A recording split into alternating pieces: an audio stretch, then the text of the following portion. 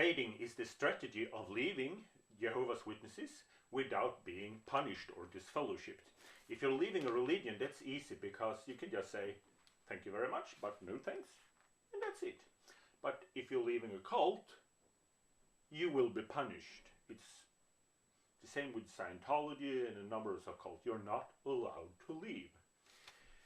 That's actually one of the definitions of a cult. So what witnesses do if you want to leave, it's called fading. It means you're fading away.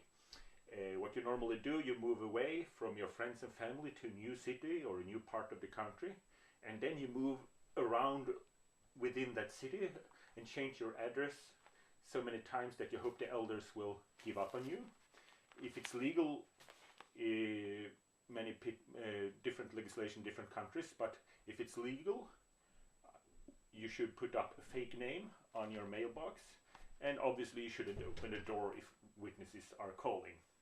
So that's fading. You keep a low profile and you stay away from your family. You can have contact with them because you're not disfellowshipped, but the price to pay is you have to live in another city because witnesses are trained to tell on each other. So if your mother sees you having worldly friends or a Christmas tree or stuff like that, you will be reported. So you have to stay away from them. So it's not easy to leave the cult, but that's the way of doing it. Fading away. And I tried to do that. So when I woke up, I moved. And I'm the worst fader ever. I should have a medal. Because when I woke up, I moved to Norway to serve in the Russian congregation in Oslo. So that's me trying to keep a low profile. I literally moved to another country where the need is greater to serve in a foreign field. Yeah, that's me keeping a low profile. I'm not really good at it. Try to imagine me when I had a high profile. So, but what happened when you're fading, sooner or later the witness will come to you, find out where you are, and try to encourage you. And it's not really encouragement, it's just to clean up the books and get rid of loose ends. So they basically just try to find a way to kick you out. It's kind of sad. So what they do is they come up to you and they have a nice conversation like, oh, such a nice weather, blah, blah, blah. And then they say, do you want to be one of Jehovah's Witnesses? And as a fader, you most likely will say, no, but I don't want to be disfellowshipped, so please leave me alone. But it's a trick question, because when you say no to that question in front of two witnesses, according to the witness rule book, you're disassociating yourself, that you're disfellowshipping yourself. In this way, they can just say that, because witnesses love to be the victims, they claim that we don't shun people, they are shunning us. So we came to him and tried to encourage him, and he said, no, I will never ever have contact with my family again. So they can tell your family that we tried to encourage him, but he said, no, I will never meet my parents again. I don't love them.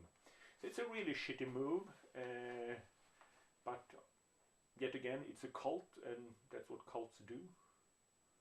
So, like I said, I'm a terrible fader, so everyone knows who I am and where I am, and the elders came here.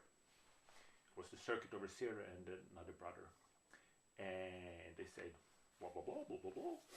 Do you want to be a Jehovah's Witness? And I'm not falling for that trick, so I said, yes, of course I do. But do you want to be a witness?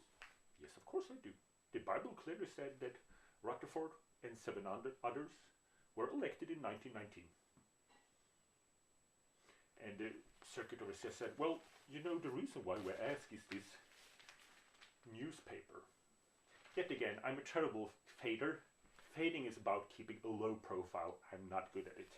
So he said, this newspaper, the front page, it said, this is why Jonas is leaving the witnesses.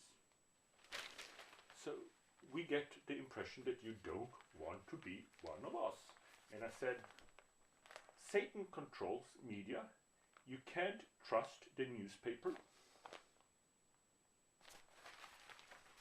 And he said, well, there's actually a 4-page here about growing up as a witness. things the Watchtower do that I personally think should be illegal. It's about the protest in London, my part in the protest, and it's about the Australian Royal Commission covering up of child abuse, stuff like that. So he said, we get the impression you don't want to be one of Jehovah's Witnesses. Do you want to be one of Jehovah's Witnesses? And I said, you can't trust a worldly newspaper. That journalist is a servant of Satan. He's not one of us. He's a worldly journalist that serves Satan. And the elders got frustrated and they said, why do you want to witness? Why can't you disassociate? And I said, I'd like to live in paradise, thank you very much. And this turned into an argument, and it was kind of funny. You would never think that when you were indoctrinated that stuff like this would happen, but actually, so the circuit overseer were arguing with me and giving me all the reasons why I should leave the organization, while I was giving me all the reasons why I would stay in the organization. I like to have my pet panda. Thank you. And while we were arguing, I was keeping eye contact with him all the time because I did not want him to look into the window and see my Christmas tree and a worldly woman. So, like I said, I'm the worst fader ever. So the key, if you got a fade, is to move away from your family because they will tell on you if they see you do something. Keep a low profile. Don't appear in front page in the media. If the elders knock at the door, don't answer. If it's legal in your country, please give them a fake name. It's called theocratical warfare. It means you're allowed to lie to people. But in Norway you can't do it because it's illegal to give a fake name. But that's fading. And good luck to you. It's very fun. And I hope you like this video. I hope you are among the 144,000 subscribers to my channel. So, thank you. See you in paradise.